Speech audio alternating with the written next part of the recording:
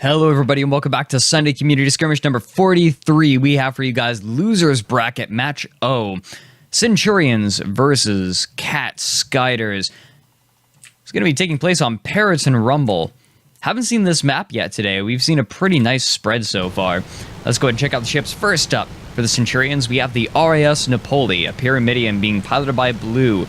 Gap mortar forward with Carronade and Flamethrower on the port side. But it ain't broke, don't fix it. They're also bringing the RAS Serrano, a blenderfish being piloted by Sunny Assault Pig. He's in the back. There we go. It's a Carronade up front with Banshee on port side and Flamethrower on the starboard.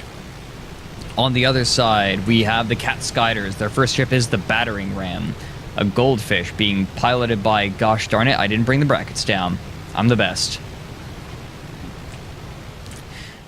It is a blenderfish being piloted by Finks, Hellhound Heavy Carronade up front with the Carronade on the port side, Banshee on the starboard. They're also bringing the Sky Slicer. Gotta do this quick. This is a Gatling Artemis forward. Napoli, right now, in a lot of trouble. Gatling going down. Serrano trying to disable the Sky Slicers. Gatling not going to be able to do it, and the Artemis is already going to start chipping away at the hull.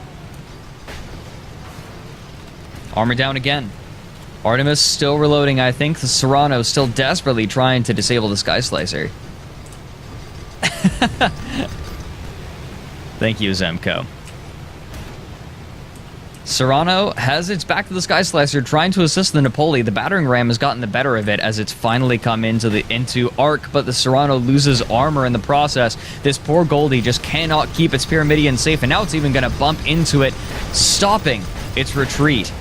And Napoli is taking a lot of permahull damage right now. Battering Ram going to stay on the Serrano and even bump it into the wall. Not quite going to be able to get the kill, so it's going to have to stick around. And Napoli overshoots. Well, I wouldn't say overshoots. It wanted to in the first place. Sky Slicer going to turn to follow the Napoli as the Battering Ram continues to lay into the Serrano. Banshee doing a little bit of permahull damage. And if it bottoms out, that's it. There we go. Sky Slicer actually going to pick up credit for that one, as well as the Napoli, finishing it off with the Gatling and Artemis. 2-0 already in favor of the Catskyders, looking to upset the absolutely amazing run that the Centurions have had so far.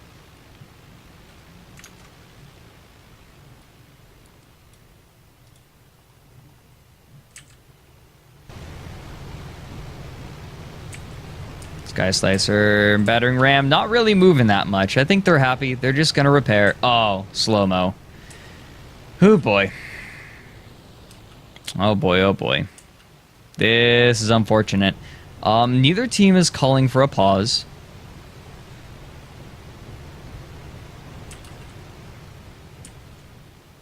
They're just going to play it. This does, however, play well into the Catskyders.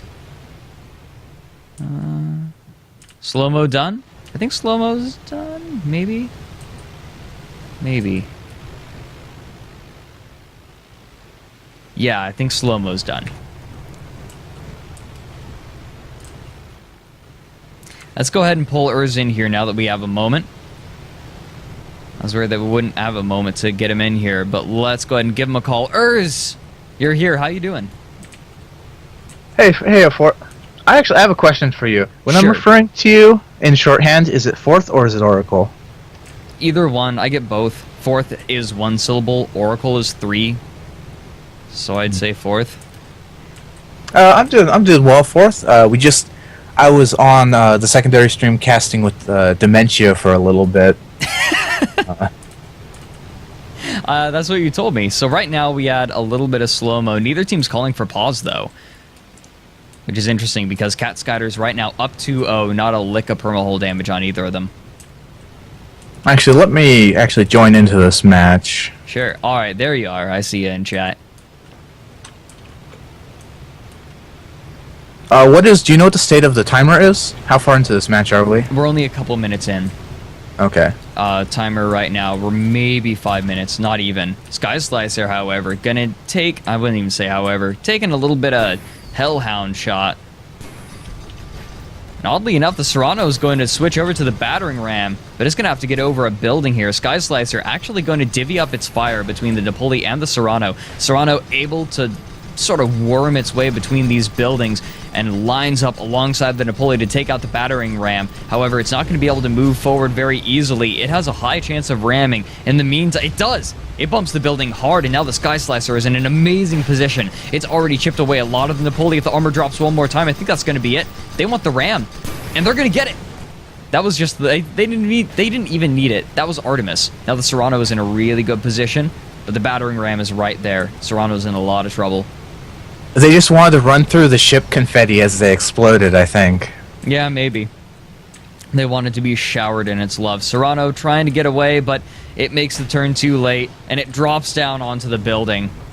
Permahole is going to get shredded against this concrete. Battering ram coming up, living up to its name.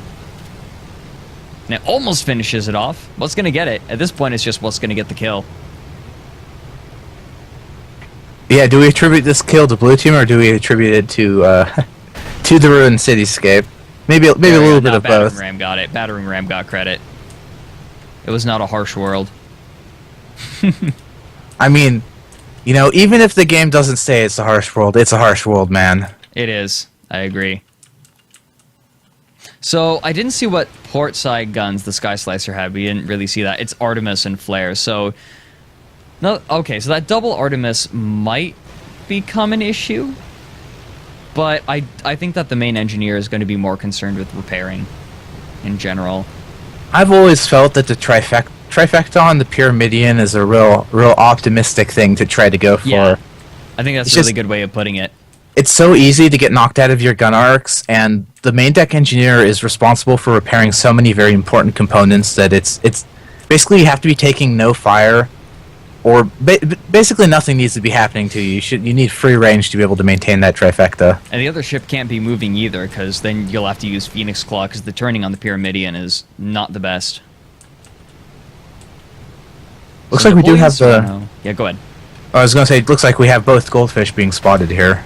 Yeah, Napoli's spotted as well. Sky Slicer firing through the clouds. I think that's that Praetorians or Centurions? Centurions. Yeah, they have an idea of where he is, and the Sky Slicer is just going to lay into the Napoli, but they don't care. Battering Ram is in a huge amount of trouble, and the Napoli may be able to just mortar it down. It does! What a quick kill. Yeah, I think they're realizing that the Sky Slicer doesn't have the same kill potential as the Gat Mortar Pyramidion, actually allowing them to ignore it. Because they're really not at risk of a fast kill, and Sky Slicer actually has to escape now. This is a bad spot for him. Out. He has fires on all of his engines, one fire stack. Just having any fire at all reduces the effectiveness of the engine. So they're going to have to put those out. They get him off. They have buffs on him.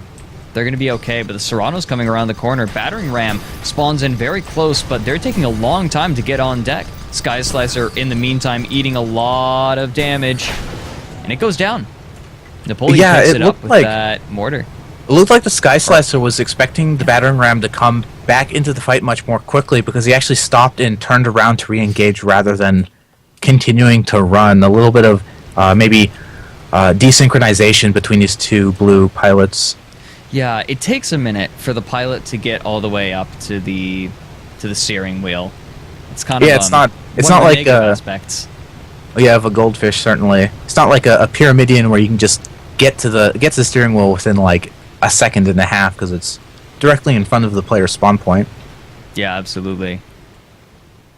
You're even quick getting buffs up on a Pyramidion because the engines, you just turn around and take a couple steps.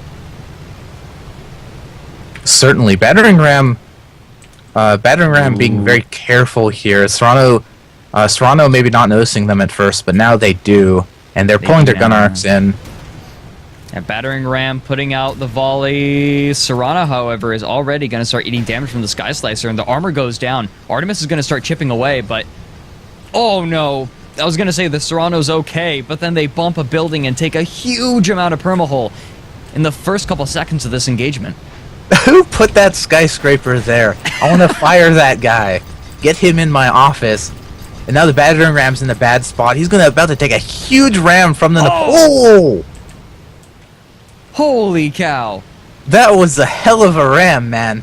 Yeah, the Sky Slicer looking to close out this game. Gatling takes out the armor, and the nudge gets the kill. Catskyders ending the Centurion spree.